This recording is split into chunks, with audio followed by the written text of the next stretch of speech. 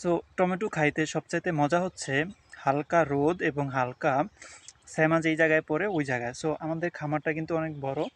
এই জায়গাটার কিন্তু হালকা রোদ এবং হালকা শ্যামা পড়ে, এই কারণে এই জায়গার টমেটোটা খাইতে অনেক বেশি মিষ্টি এবং একটু টক এবং অনেক সুস্বাদু কম্পেয়ার টু ওই যে বেশি রোদ যেই জায়গায় সেই জায়গা থেকে।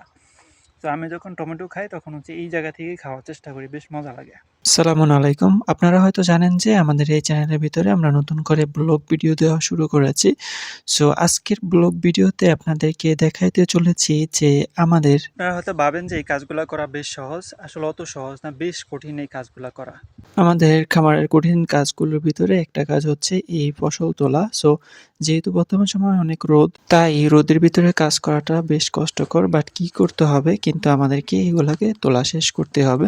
সো আমি অনেকগুলা বস্তা নিয়ে চলে আসছি হচ্ছে টমেটো তোলার জন্য।